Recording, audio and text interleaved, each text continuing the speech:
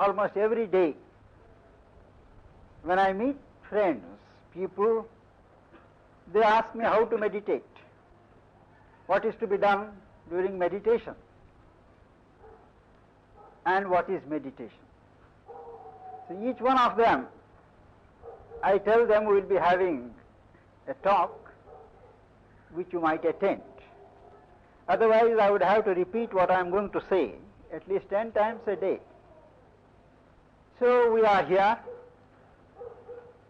Meditation is very much in a fashion, very much in the news, and you know there are meditations and meditations. There are meditations to relax so that you can be more efficient in your offices. Meditations to get more in tune with nature, whatever it may mean. Meditations to make scientific discoveries, and meditations to realize God, to achieve something of a divine consciousness, to enter into deeper or higher realms of divine existence. I limit myself to the last category of meditation. Meditation is a means, as a gateway opening from normal, limited human existence to a higher, broader, and a vaster, diviner existence. And such a technique of meditation, you will admit, needs a special background. We have to have a special climate where this type of meditation can be practiced with any hope of success. During my last visit to the States, everywhere I was confronted people claiming to do meditation, putting their difficulties, why they don't see any beginnings of a new consciousness, new age. And when I inquired of their background, their goals, they were frank enough to say that no conditions were imposed upon them. They were told, you don't have to change anything in life. You have all the things that you are accustomed to. Drink, sex, food, all that you have. You don't have to make any change in your routine. All that you have to do is for a certain minutes in the morning and in the evening, you sit and repeat the particular mantra that is communicated to you, and you will go to the source of thought. Well, this type of meditation is a technique to withdraw from the surface hectic movement of the mind.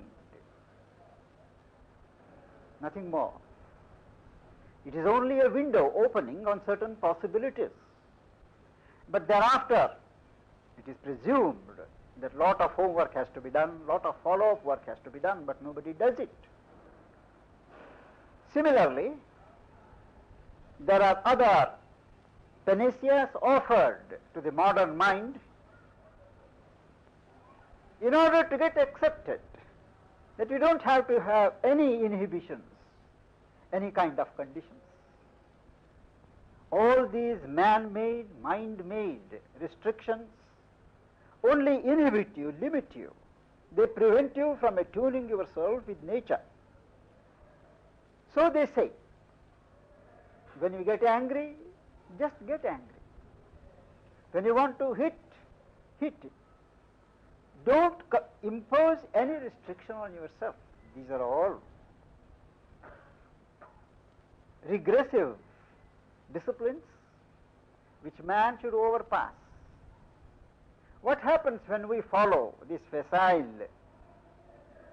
prescription of conduct is that we go back in our scale of evolution. Instead of passing beyond the human stage into something godly, you slide back into animal stage and disserve yourself and the purpose of life. Let me say at once that the meditation of which I speak, meditation as a part of yoga, which can transform your life, which can build one more step in your inner evolution, requires certain conditions to be fulfilled. Only when you fulfill those conditions can you think of having a real practice of meditation. And these conditions have been there, systematized, made part of a psychological discipline by that great master of yoga known as Patanjali, thousands of years ago.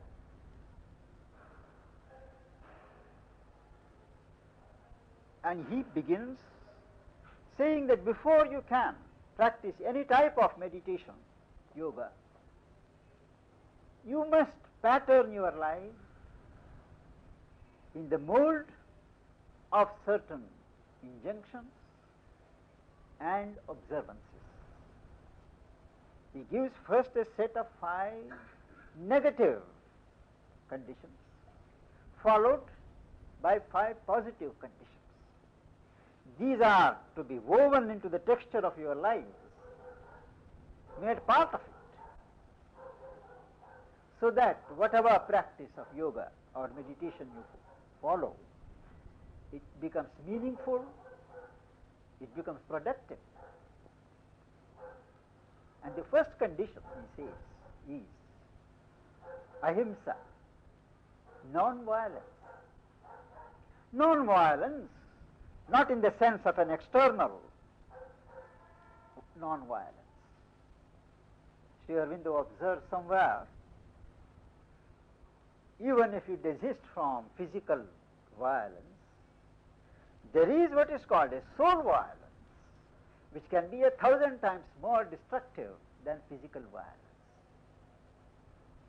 If, for instance, you coerce, you exert a pressure, compulsion on others to come to your point of view by undergoing a fast, for instance, well, you are releasing certain vibrations which are infinitely more harmful than physical compulsion. Elimination of all thought of violence, harm from the mind, from the emotions, not to speak of actions. This wholesale elimination of violence from your being is the very first condition. There is an old tradition which is still exemplified and seen to be true in our lives, that in the presence of a person who has weeded out violence from his being, animals, creatures of instinctive hostility, they forget their hostility and they lie close together. There are scores of instances in Sanskrit literature where it is described how the lion and the lamb, the serpent and the mongoose lie in the shades of a hermitage where the rishi does his tapas. They are not just legendary accounts, but even today, in places where holy men live, who have really achieved this harmlessness in their consciousness, this is seen to be true. People, even men, who in these matters are worse than animal creatures, they forget their violence, their enmity, and for the moment at least, they breathe a purer air. This is the first condition. Elimination of violence from our being. Second is truthfulness. Now, truthfulness is not just telling what is true. It means a regulation of conduct by which there is a consistency between our thought, our feeling, our speech. Nothing shall be expressed through our speech which is not true, which does not represent what we think. It is possible one may really believe something to be true and say that doesn't matter. But to know a thing is not true and give expression to it, that is one of the most unspiritual acts. I remember there were cases when mother used to say that from a spiritual point of view, utterance of a falsehood is more harmful than a sexual lapse. She attached that importance that you must nothing express. You must express nothing which is not true. I don't recollect the exact words of a memorable sentence of her. Said, how can you expect to be a true servant to the divine, an instrument to the divine, if you allow even a slightest element of falsehood to escape your mouth? And that is also a tradition, a very priceless tradition. In India, that if you make it a point to speak nothing but the truth, after a time you have what is called vak siddhi, perfection in speech, by which whatever you say comes true. Our history is replete with instances. Why? Because they have said something, it had to come true. They have felt sorry for having said it, but they could not help its getting actualized in life. This is the power of speech. It has to be conserved, guarded, and utilized in the best way. That is why in spiritual life they recommend economy of speech. When there is economy of speech, there is control. You know what you are going to speak. This is the principle behind the old rule of silence in speech, maunam. Indeed, maunam really means a maunam of the mind inside, not maunam just of speech. If the lips are closed but the mind is seething, there's no silence. But it's economy of speech, to speak the minimum. But when you speak, you have to speak effectively, just what you want to say. As a discipline, if we do that for a while, it becomes a permanent habit and an acquisition. So we have dealt with harmlessness, truthfulness in consciousness. Third is what is called aparigraha, non-stealth. It does not mean naturally not stealing of things. Nobody would steal in this society. But a mental stealing, casting a glance upon what belongs to somebody else, appropriating it mentally, whether you physically do it or not. Now this kind of extension of one's own consciousness to claim something that belongs, cast a greed, that is an unspiritual failing. Fourth is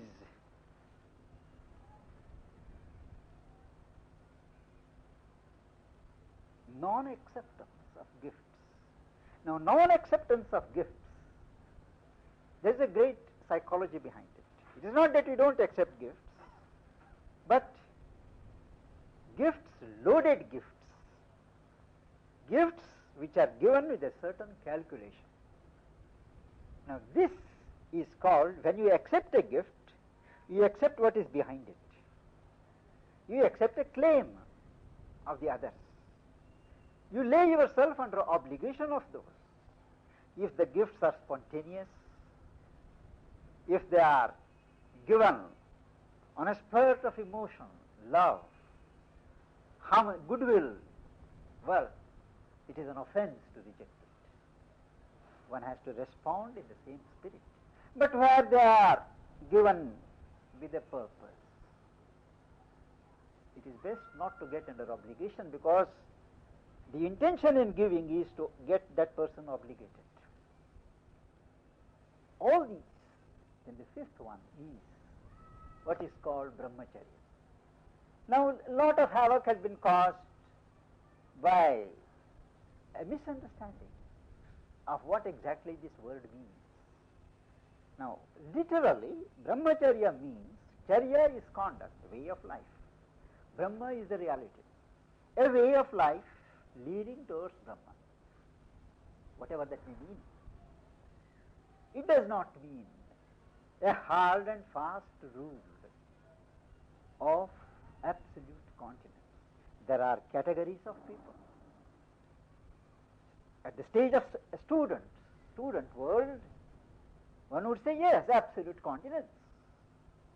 But that would not be the interpretation in the case of householders, much less in the case of vanaprasthas or recluses. It depends upon the stage of life in the society in which one lives. However, it is meant that the principle is conservation of sex energy, whether in the male body or in the female body, leads to a certain increase in effectivity. Sri Aurobindo describes in one of his small seminal works how sex energy in a person, if it is compared to water, it is a primary formulation of energy in a human body. Now, if it is compared to water, normally the tendency of nature is at a certain stage to utilize it for its own purpose of propagation of species. But if one wants to exceed nature, he wants to go beyond nature, then one conserves. One does not allow it. You want water? Sure. If it is not allowed to be thrown out, expended, well, it gathers heat. One feels a certain heat in the system. And with that heat, there is an increase in the effectivity of one's dynamic energy. Tapas, heat. It makes it more effective. Whatever you want to do, the willpower gets strengthened, effectivity of your will gets more powerful. If you conserve it still further, the heat turns into light, tejas, and the brain gets illumined. The brain power gets sharpened and enlightens everything in an extraordinary way. If you persist still, both the heat and the light turn themselves into electricity, vidyut, as a result of which there is both a mental brilliance, illumination, as also a dynamic effectivity. Still further, vidyut turns into what is called ojas. It is that primal state of ether, primal ether, from where all this creation has come to be. So one arrives at a stage where one gets creative power. Still further, it converts itself into virya, a spiritual power capable of landing you in spiritual realization of the self. Now these are the various gradations of the self-sublimation of sexual energies. Now each one has to decide according to the person's conditions, readiness, up to what the person can go. There is no hard and absolute rule in these matters. All that is to be taken care is that one's consciousness must not be clouded with sex. Mental sex is more harmful than physical sex. The mental sex creates certain grooves in the mind, in the subliminal, everywhere in the system, by which even when you are not indulging in mental sex, certain vibrations go on responding. This is the principle to be kept in mind. Mother experimented in various ways, in various forms, and the last word that she said, somewhere a few years before she passed, was that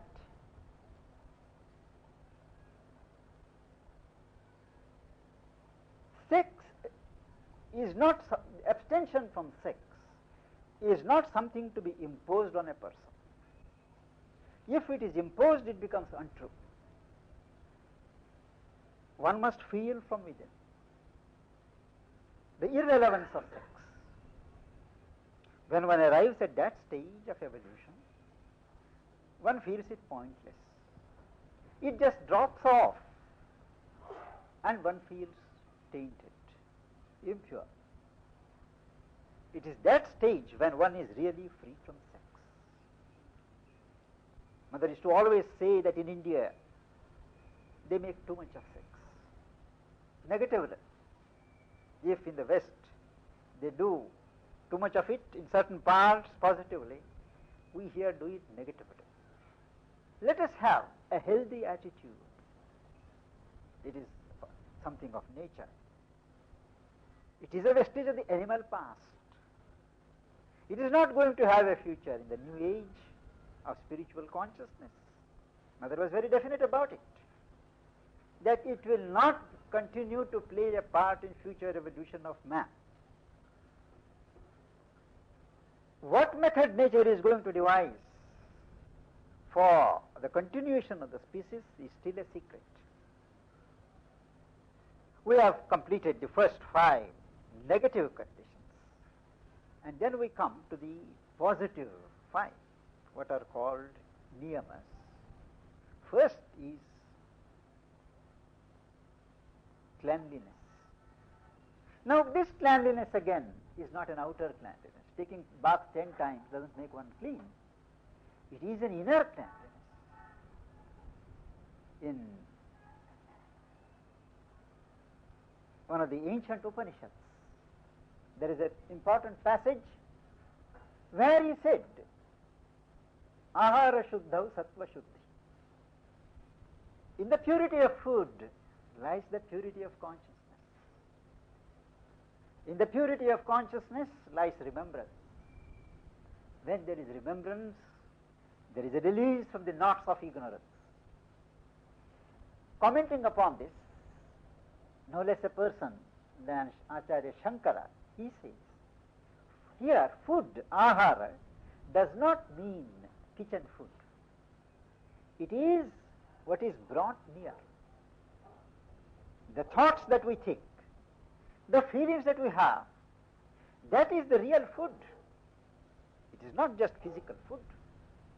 And there one has to have purity. One has to purify one's psychological food, the emotional food, and that is true purity. Indeed, physical purity has to be there, but it is a very elementary stage. Next is contentment. Contentment with what you have got. Not that fevered excitement, wanting to get what others have, but I don't have. A seeker must accept that the conditions in which he is placed are intended for him. Mother said on more than one occasion that for a spiritual seeker, the conditions in which he are just the ones that would help his evolution most, even if they appear to be otherwise. Once he has that attitude, they do turn out to be so. So this acceptance of what you have, what they call coming to terms with life. My energies, my effort has to be in a different direction. Not to get all these things which other people have. Let me learn to live what I have got. My effort, my energies must go in a different direction. So contentment, santosha, is the second. Third is study, swadhyaya. One has to study. It is only by reading, study, a purposeful study, that grooves are formed in our consciousness to receive the higher thought. That is another advantage, and that is, in study, you keep the company of the great ones who have written. It is not possible for all of us to have the company of the great always whenever we choose.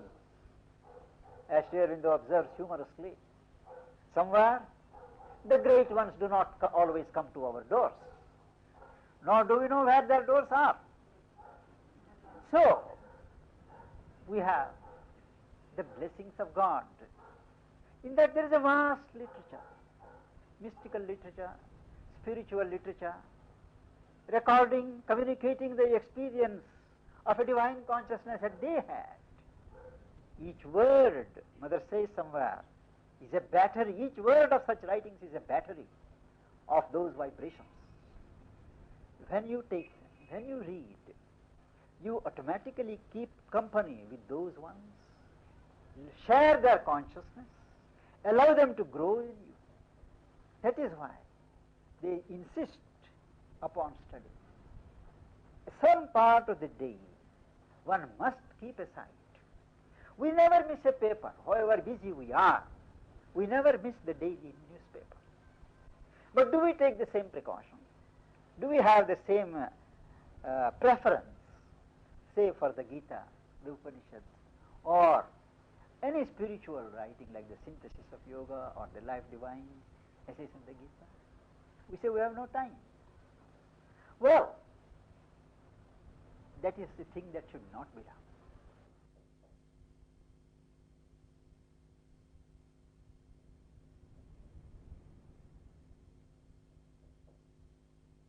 If so much of our time and energy is set apart for providing ourselves with physical food,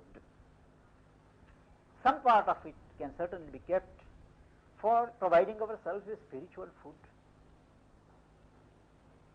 If we can make it a point to spend even 15 to 20 minutes of the day in a concentrated study, well, you will find after some time that it provides a certain sustenance for the program of the whole day.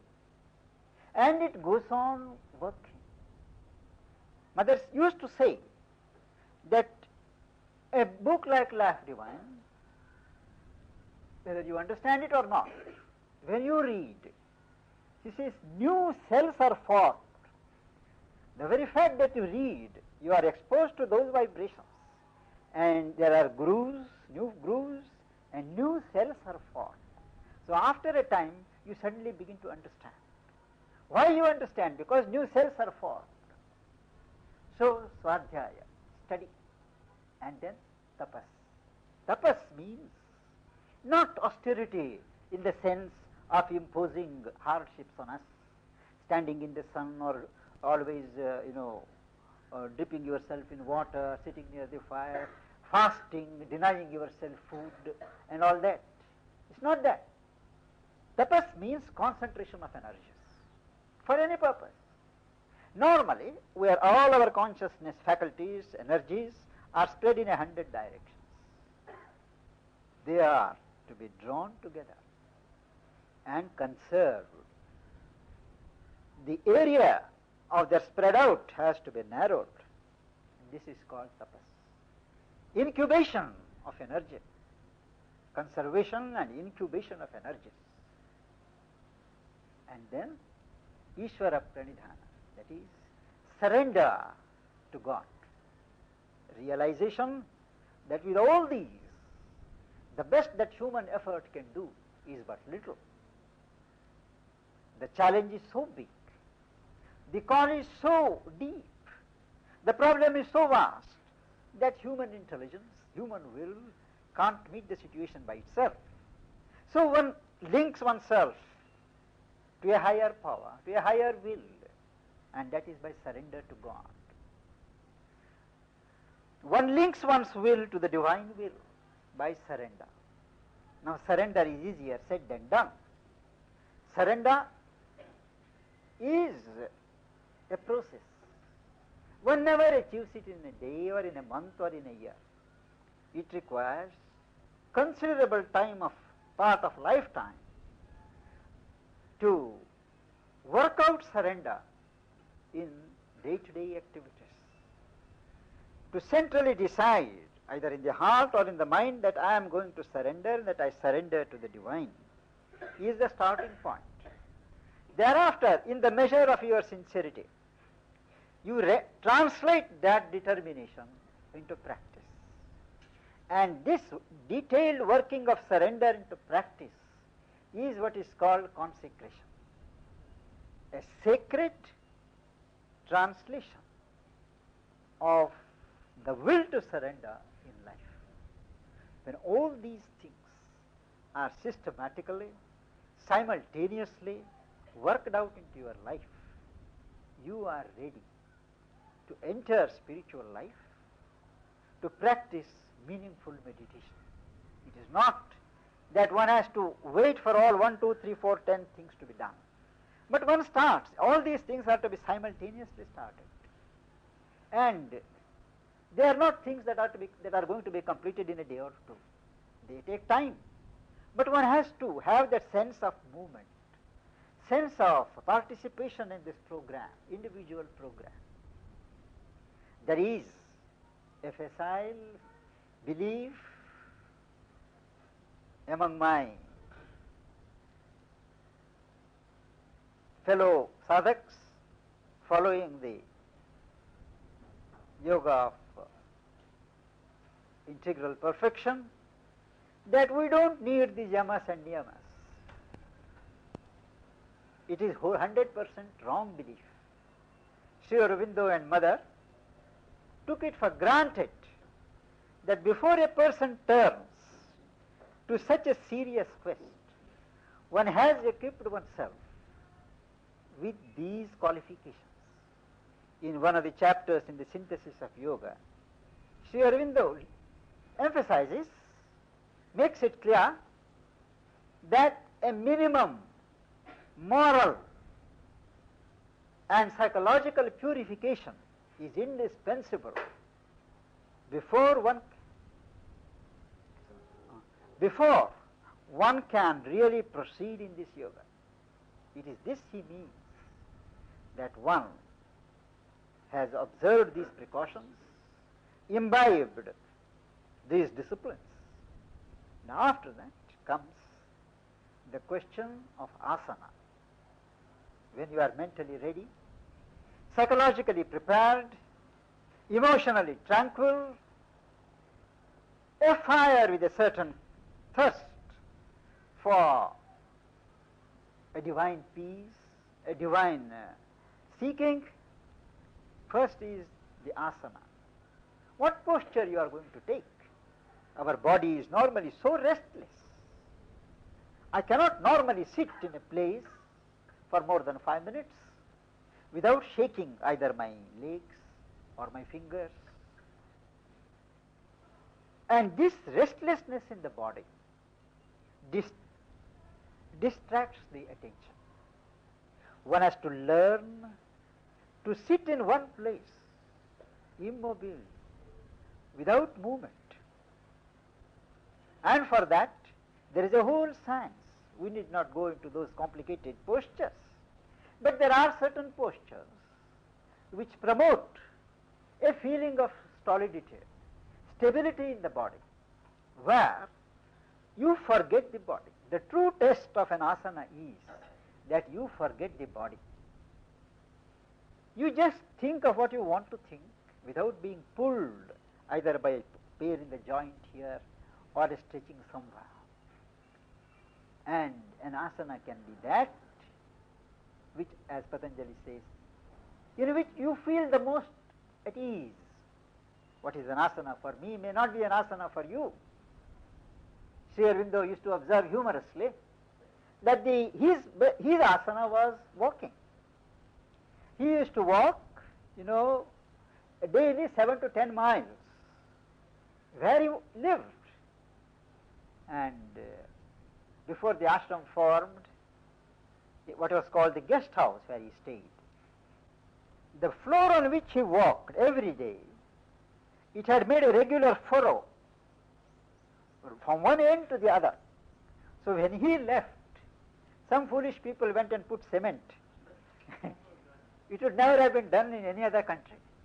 And they closed it up, but the marks are there still. Even when he had accident and he had fractured his leg in 1938, afterwards, when he was in a position to walk, he did walk for 7 miles per day. In the beginning, he would hold Champaklal and walk. Afterwards, he took a stick. Afterwards, he would leave the stick, but he would walk 7 miles. It was to be counted how many hours. And that was because he was accustomed to it. And he would meditate only during that time. So some of us have our own idiosyncrasies, our own ways. At times, standing is a most favorable condition to receive, to think, to meditate. But normally, for most of us, the position recommended is to sit erect. It may be on a chair, it may be on a floor, whether it is Padmasana or Sukhasana or Siddhasana, it is a different matter. Each one has to experiment and find out where he can sit for the longest time, forgetting the body. What is important is that the spine should be erect, the back, the neck and the head should be in a straight line. Srirunnatam. And when this posture is achieved, you are erect, so that there is no obstruction to the flow of the current of life. Whether the current comes from below or a higher current from above, there should be no physical deflection, obstruction. That care should be taken, and that is done when you have an erect position. This is extremely important in meditation, to have an erect posture. Whether you stand and meditate, sit and meditate, but never sleep and meditate. It is only a self-deception. People think that they say, I meditate in sleeping. No, it is just sink into inertia, in conscience, and it does not. And second thing is, never to rest the head, either here or on anything else. The head must be held erect. These are the normal elementary precautions, which one presumed do not need to be said, but after lots of 30 or 40 years of observation and experience, it does look that these things have to be mentioned. The next step is breathing. Most of us are blissfully unaware of how we are breathing. We are not aware that many times we are breathing through only one nostril. God has given us 2 nostrils, but no, we breathe in one. Up to here only we breathe. We rarely breathe up to our full lungs. This is a very wrong practice, which has been a thing which has been totally neglected in our upbringing. Apart from other advantages, health giving, life increasing, of this attention to the breathing, we are concerned with that aspect of breathing which promotes meditation. Taking that limited view, you must note that breathing is intimately connected with the thought activity of the mind. Normally everyone complains that the mind is restless, there are too many thoughts. Well, the only way to arrest this flow of thoughts, to regulate the flow of thoughts, to establish and introduce some sort of order in the mind is to regulate the breathing. To breathe as slowly as possible. Observe one's breath, make it as slow, establish a certain rhythm between in-breathing and out-breathing. Immediately you will observe the mind gets slowed down. Similarly, when you find the mind agitated, you will find that your breathing is very irregular. When the breathing is regular, the mind is also regulated. The whole science of pranayama has been built, but that's not our subject today. What is necessary is to utilize the technique of rhythmic breathing to get and acquire a control over the mind. There are techniques in which one follows the breath deeper and deeper, as into a well. That is an old Vedic image, and enters into the depths of one's consciousness. But that's another matter also. Now, regulation of breathing, finding one's proper posture, regulation of breathing. And third comes the focusing of our mind. As I said, normally our mental faculties are spread in 1,000 directions like so many threads. If at any moment I am stopped and asked, what were you thinking? Mostly I won't be able to say, because everything is going on unconsciously. I am walking in one place, looking at one place, thinking another thing, and nobody knows what it is. So this, a little time to gather all the outspread mental energies, that is called pratyahara, bringing back from where they are spread out the mental faculties.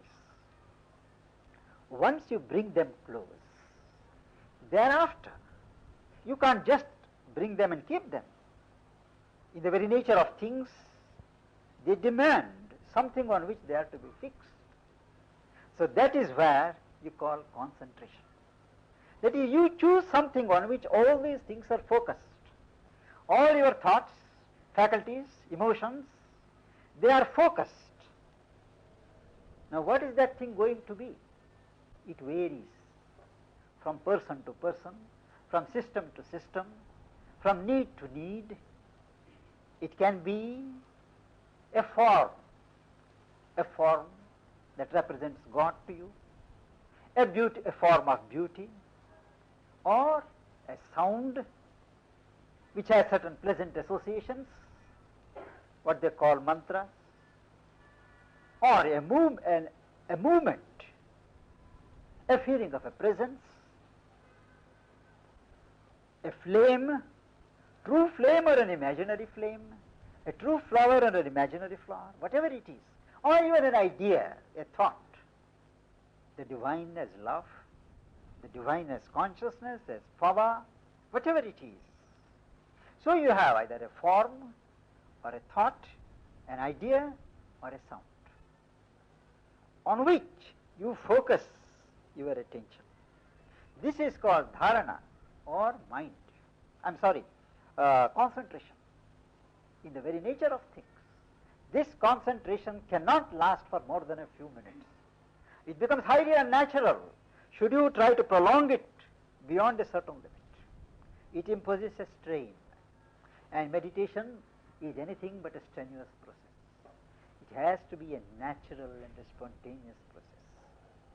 So this concentrated attention on a thing, fixed, it is just allowed to relax. Relaxed in this sense that the consciousness, the mind is allowed to flow on that idea, on that form, on that sound. It does not stay fixed in one spot, but it goes on developing thought after thought, but concerned with that. It develops the theme. If you think of God as love, in what way God manifests as love? What experience of love? All these you go on developing, and that is called meditation. Meditation is the flow of consciousness, an unrolling of the mind and consciousness on any theme, on any form, on any sound representing the divine. And this goes on, excluding other themes.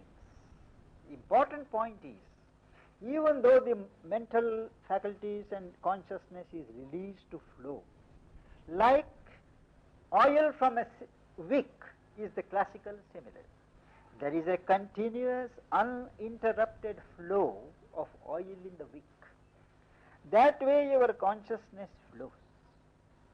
But it should flow without being interrupted by other distractions, so that it gets absorbed. And as things develop, as the discipline gathers strength, by continuous practice, regularity in practice. If you have an hour, you should have an hour or half an hour, whatever it is, at a fixed time. To that I will come a little later. The consciousness gets absorbed gradually with the object of meditation. And once it gets absorbed in it,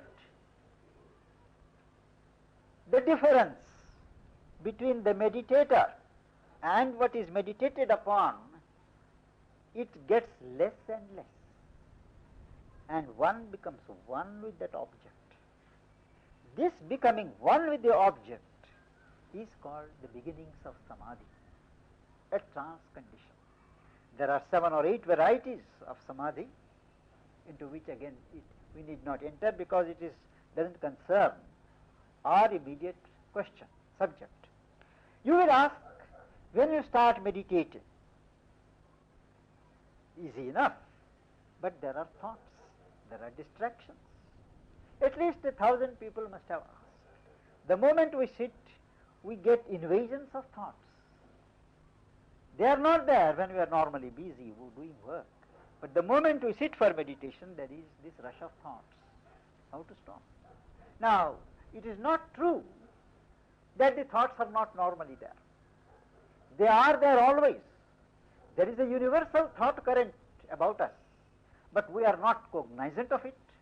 We are not acutely aware of it because we are absorbed in many other things. When we withdraw our attention from the customary preoccupations, we become aware of what is going on. We think they are our thoughts. They are not our thoughts. They are universal thoughts, thought movements, thought currents, of which we become suddenly aware. What is to be done? Certainly, they are to be stopped. They are not to be allowed to interrupt our practice of meditation. There are 3 or 4 ways. One is to allow the thoughts to come, but oneself to remain without participation. Allow the thoughts, but you just observe, contemplate. This is called the dhyana of contemplation, where you just observe what are all the thoughts. They reveal a good deal of yourself, which needs to be tackled. Many corners in you which are unlit, and they expose a good deal of your own being. But when you only note but don't participate, the thought movement slowly comes to a stop, and they slow down and they cease. But one must have a lot of patience, sincerity, in not allowing oneself to participate in the thought movement. Second, very difficult, but when achieved most effective, is to treat each thought as an intruder and shut it out as it comes. Laboriously, strenuously, shut out each thought as it comes. And this creates what is called a vacant mind, a clean slate on which the divine finger can write what it chooses. A third method is to ignore the thoughts. A method which I have found most practical, and that is, I have something to think about, meditate about. I concern myself with that. If there are so many thoughts coming, distractions, well, let them come and play on the surface. As I am talking and you are listening, we hear so many noises, children, they are playing, the birds chirping, but it doesn't affect us. Motor horns, plane noises, all that, but we take cognizance, but still they don't affect.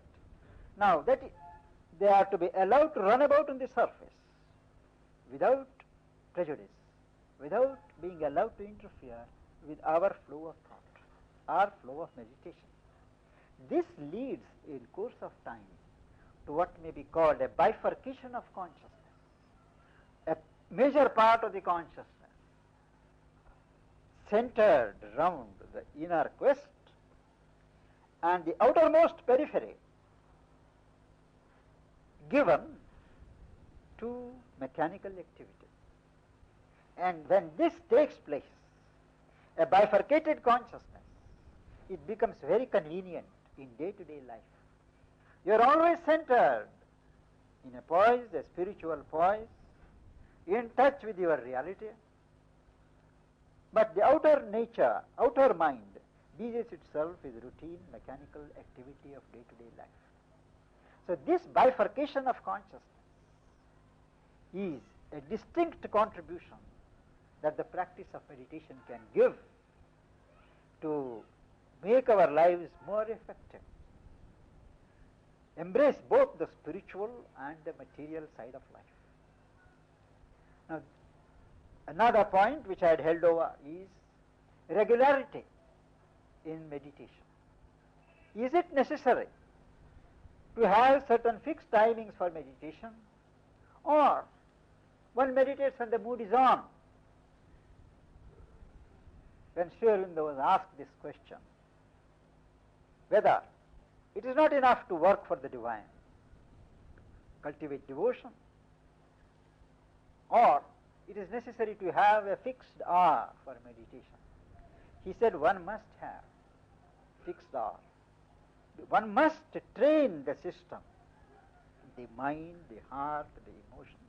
The whole system has to be trained to receive, so that when a great descent takes place, or when the Spirit smiles upon you, you are in a condition to receive.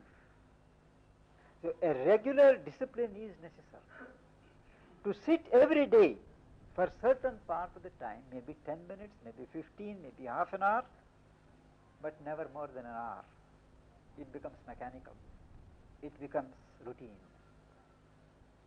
That has to be done. Maybe a little in the morning and a little in the evening.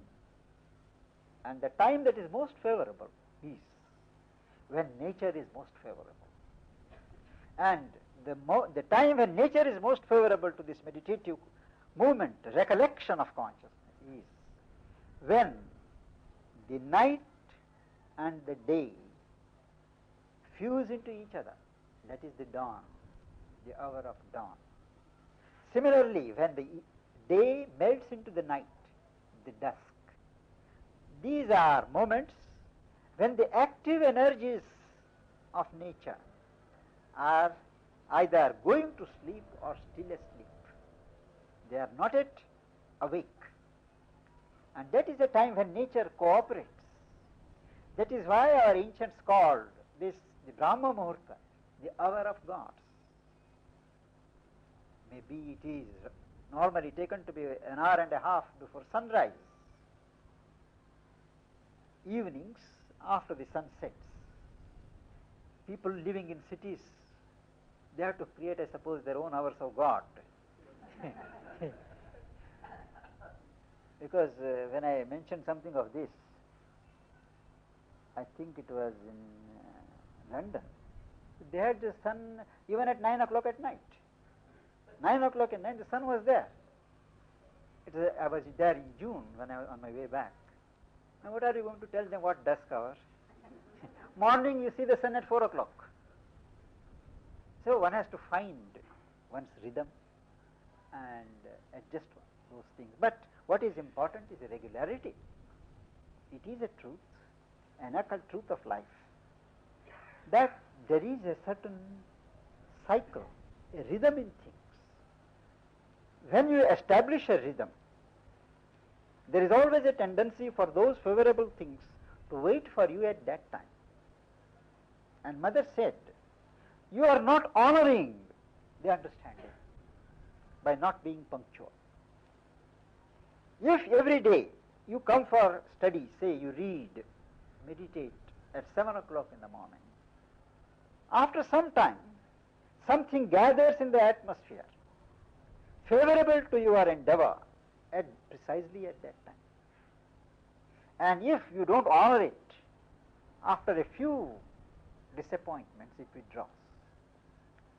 So, that is the truth or the principle behind regularity in spiritual practices, in practices relating to the development or the culturing of consciousness.